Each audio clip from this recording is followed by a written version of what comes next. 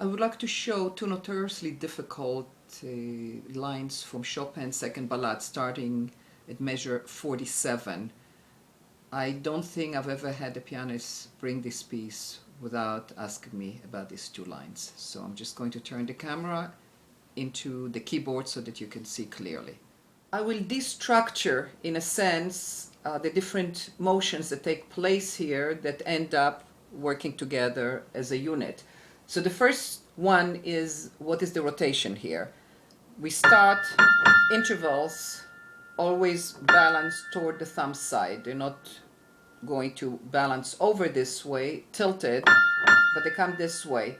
It's a double rotation to the E, double rotation, then it's going to be a crossover. The crossover, the thumb, normally when we go back, we play it as a single rotation. But again, since there is an interval here, going to the right will make it feel out of balance. So we're going to the left and we're playing it to the left. And again, a double, a double, a double. So it starts as a single. The crossing over starts as a single, but ends up as a double. It's left, left. And as you see, it brings the form right over where it has to be. And again, double, double, double, double. So this is one aspect of it. The next aspect is that we have all white keys and we have long and short fingers. So if we start here and we don't do something to play to come out into the white key area, we're going to either play in the heavier black key area and have the black keys kind of separate the fingers, or very often what people do is curl the fingers, which is one of the main sources of tension, or twist around. There are all kinds of things that we do in order to avoid that, but there is a very simple solution. As we rotate, with the second part of the rotation, we move a little bit out. So this motion of the form is taking place just enough not to be in the black key area, but then moving a little bit into the second finger in order to bring the form and the finger into the keyboard. Because otherwise, when you're playing, if you're coming into bringing the thumb in, the thumb is still not where it needs to play on the keyboard. So it needs another little movement, that in movement. And when we do it together with the rotation, we end up going very straight rather than what people very often do, which is twisting, which is another source for serious problems and pain, often in the wrist that can extend all the way to the elbow. So this gives you the chance, the first two main movements of the rotational movement and the in and out movement, and the timing of the two movements is very crucial. And that is, again, that the preparatory motion is exactly where we played it the last time. We're on the bottom of the key. The form turns ever so slightly to the right, and with a second swing, when we come back to the key, to the left, we do our in and out, and it moves a little bit in. Again, together with the rotation here, if my fingers don't curl, my fingers, they are, as they shouldn't, they are over the black key area. So here is the rotation and the out, in, out, in. With that, if I just did this, it's a lot of motion, and a lot of motion doesn't work well in speed. So there is the next one, which is what we call shaping. And that is that as we're coming out, we're getting a little bit higher, we're going back, we don't get higher anymore, we're ever so slightly going a little bit lower, and it comes down to the thumb. It creates what we call an overwave, an overshape. And that has to happen from the form as it gets slightly higher and slightly lower to accommodate the length of the fingers. It's still, it does it to the degree that never breaks the wrist, never gets too low, and never gets too high either. So it's very, very small. And we finish here, the last note of a shape is also the first note of the next shape. So we come down, and this is the beginning of the next shape. So the next shape is 5-fingered. The high point is always in the middle. So in the case of 4 fingers, the shape the culmination of the shape is between the third and the second finger, between the E and the C. But we don't feel that it gets still higher. We just look at the forearm and it does this slight motion. Here it's 5 notes. So the third note is the high point. And it always should be done in a way that the slightly going up makes you want slightly to come down at the right time. It really feels as a very smooth overwave, overshape. Now, as you can see, when I do that, my forearm shifts. So all those movements, the rotation, the in and out, the shaping, shift the forearm to go where it needs to go and to make it possible not to stretch, not to pull, and for the finger to get the support that when the forearm is there for us, that when we come down, it gives us the support. And as you see, my forearm is always shifting, but it's shifting in a way that is very natural and very effortless. And as I do that, and I'm coming down, clearly my torso is also moving with it, so that, you know, I can always be in that same condition to be connected, to have the fingers, hand and forearm connected, and feel that they are very strongly in the right place. That movement, by the way, that walking, we call walking hand and arm. It is like walking. Another very important, if these things are there, and very often when a person comes and they've already been trained, many of those things will just work very, very easily. All I have to say, come a little bit in and out, show the shaping if that's necessary. And often another issue comes up, which is that even that one measure has certain repeating designs. It has 4 notes, 4 notes, 4 notes. And we call it grouping. We group them into those 4 notes. It organizes the measure in a way that makes it that much easier. So we have this, and starting again, and starting again.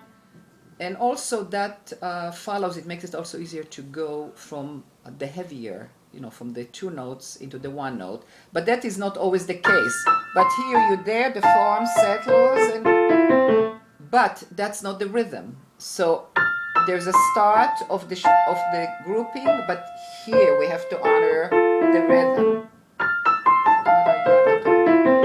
It's in 6/8, and that gives it a very nice rhythmic twist, makes it really interesting. Going into the next measure, when we finish here, the thumb is a staccato to get us into here. If we sit here or move at the last moment, it may be fatiguing already. Actually, not that it may be fatiguing, it is fatiguing. So it gets me right there, I'm going in, and it puts me right in the blocky area. Now this is an interesting measure, and I would say that gives people a lot of trouble, that kind of writing altogether. Going from a single note into an interval like that is more open. So what's involved? You go from the thumb on the rotational level. It starts as a single rotation. Anything that follows the thumb is the end finger here, so anything that follows it will be generally a single rotation. Always a single rotation if it goes to a single finger, but if it goes to an interval, again, intervals have to be balanced in the direction of the thumb. Otherwise, again, they feel off balance. So we have that single, but when we play again to the left, left, left. So again, it's a kind of a hybrid. It starts as a single and it ends as a double. All you have to feel is that it sends you, it's not very connected because the arm has to move over. And it's also higher because when the fingers open up, the forearm gets higher to accommodate it.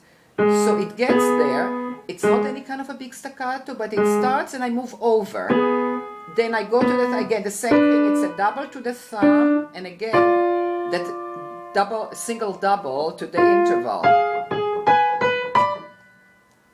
We have to make sure also that the forearm really settles on the single note and on the interval. Now it has some other elements which can be very helpful. One is to look and to see that in that distance of going from here to here, which are the two notes that are the closest to each other, because that makes the body move. When I say the body in the playing, which is the fingers, hands, and forearms, makes it feel closer. I move less, so I feel my closest note here is between the G sharp and the B. So that's my closest note. Going from the interval to the thumb, I'm repeating the same finger. And again, 1 to 2 distance, 2 to 1 on the same key. So all of that makes it that much smaller. We always look for means to make the movements as small as possible.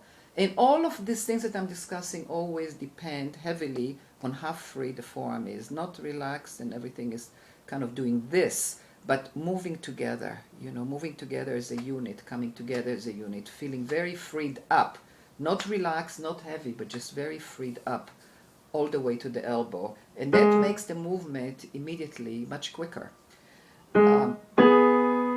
Another thing that functions here is the in and out. I start here, and together with the other movements that I described, I move a little bit out, a little bit in, a little bit out, a little bit in, a little bit out. So that's another important thing that plays a role here.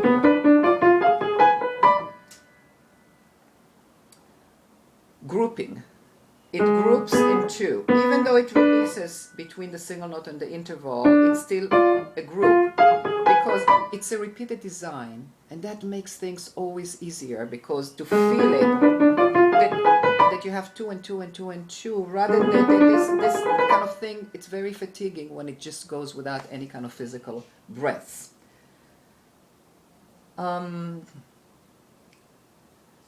Just to mention that at the end of this measure, I come out and this interval has to send me right over here.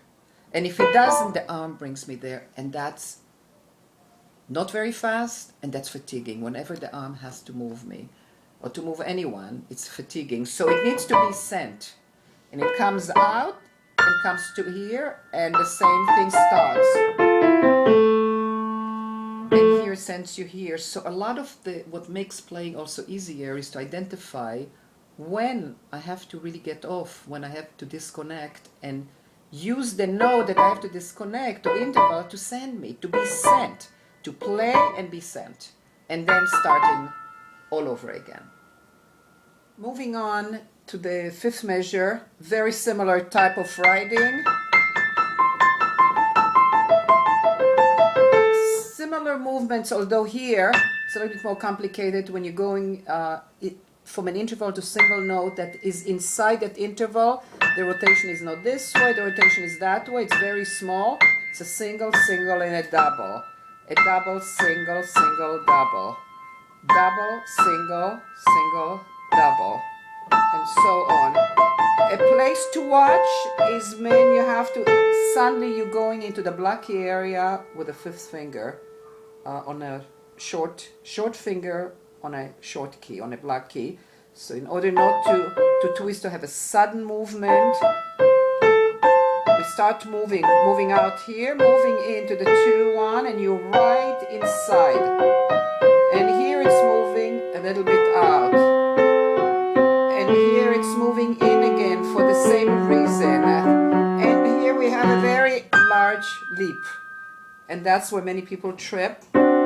So it starts the rotation again, gets you there, the body goes with you, and starts again the same descending type of passage. I wanted to say something, just a couple of words about the left hand. You have the line of the octaves.